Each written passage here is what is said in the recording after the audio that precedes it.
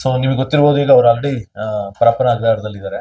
So ಅವ್ರನ್ನ ಬಳ್ಳಾರಿ ಜೈಲಿಗೆ ಇವತ್ತು ಶಿಫ್ಟ್ ಮಾಡಬೇಕು ಬೇಡವಾ ಅನ್ನೋದು ಒಂದು ಅರ್ಜಿ ಹಾಕಿದ್ದಾರೆ. ಯಾರು ಇದ್ರು ಅವ್ರ ಪರ ವಕೀಲರು ಶಿಫ್ಟ್ ಮಾಡ್ಬೇಕು ಅಂತ. ಬಟ್ ಅದು ಇವತ್ತು ಆದೇಶ ಬರುತ್ತೆ, ಮಾಡ್ಬೇಕಾ ಮಾಡಬಾರ್ದ ಅನ್ನೋದು.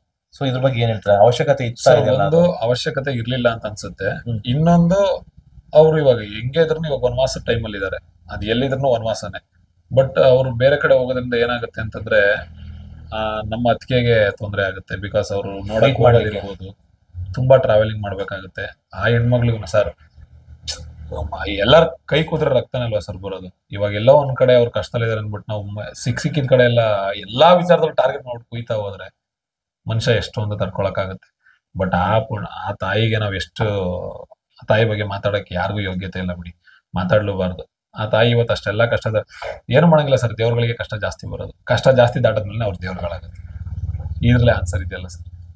ಸೊ ನಿಮಗೆ ಬೇಸರ ಇದೆಯಾ ಶಿಫ್ಟ್? ಖಂಡಿತ ಬೇಸರ ಇದೆ, ಖಂಡಿತವಾಗ್ಲೂ ಬೇಸರ ಇದೆ. ಬೇಸರ ಯಾರಿಗಿರಲ್ಲ ಹೇಳಿ. ಇದ್ರೆ ನೆಮ್ಮದಿ ಆಗಿರ್ಬೇಕನ್ನೋ ಸಾಂಗ್ ಕೊಟ್ರು, ಅಷ್ಟು ಸೂಪರ್ ಆಗಿ ಸಾಂಗ್ ಹೋಯ್ತು. ಬಟ್ ಆ ಸಾಂಗ್ ನ ಗೆಲ್ಸಿದ್ರೆ ಒಳಗಡೆ ನೆಮ್ಮದಿ ಇಲ್ಲ. ಬಟ್ ನೀವು ಸಾಂಗ್ ನ ಗೆಲ್ಸಿದ್ರೆ ಅದ್ರ ನಿಮಗೆ ನೆಮ್ಮದಿ ಇಲ್ಲ ಸರ್. ಹೆಂಗ್ ನೆಮ್ಮದಿ ಆಗಿರೋಕ್ಕಾಗುತ್ತೆ ಸರ್? ಈಗ ಜೈಲಲ್ಲಿ ಲಾಸ್ಟ್ ಜೈಲಲ್ಲಿ ಇದ್ದಾಗ ಏನೋ ಸ್ವಲ್ಪ ಪ್ರಾಬ್ಲಮ್ ಬಂತು, ಫೋಟೋ ಬಂತು, ಆತರ ಏನೋ ಇತ್ತು.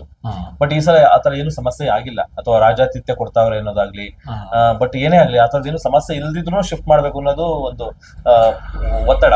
ಸೊ ಇದಕ್ಕೆ ಎಲ್ಲೊಂದ್ ಕಡೆ ಷಡ್ಯಂತ್ರ ಇದೆಯಾ ಅಂತ ಅನ್ಸುತ್ತೆ ನಿಮಗೆ? ಷಡ್ಯಂತ್ರ ಅನ್ನೋದಕ್ಕಿಂತ ಸರ್ ಮೇನ್ ಇವಾಗ ನಾನು ಹೇಳಿದ್ನಲ್ಲ ಸರ್, ಇಲ್ಲಿ only Darshan sir target. Darshan sir ಒಬ್ರು ಟಾರ್ಗೆಟ್ ಆಗಿಲ್ಲ, ಎಂಟೈರ್ ಬಳಗನೆ ಟಾರ್ಗೆಟ್ ಆಗಿದೆ.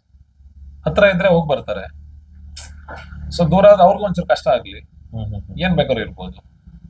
ಇಲ್ಲ ಎಲ್ಲ ಒಂದ್ ಕಡೆ ಇಲ್ಲಿದ್ರೆ ಅಲ್ಲಿ ಸುತ್ತಮುತ್ತ ಇರೋರ ಜೊತೆ ಅಕಸ್ಮಾತ್ ಆ ವ್ಯಕ್ತಿ ಒಂಚೂರು ಆಕ್ಟಿವ್ ಆಗಿ ಇರ್ತಾರೆ.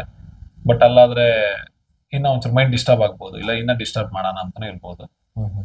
ಅಥವಾ ಕಾನೂನಲ್ಲಿ ಏನೋ ಆ ತರದ್ದು ಮಾಡ್ಲೇಬೇಕು ಅಂತ ಏನಿಲ್ಲ ನನ್ನ ಪ್ರಕಾರ, ಇಲ್ಲ ನಮ್ಗೆ ಗೊತ್ತಿರೋ ಪ್ರಕಾರ.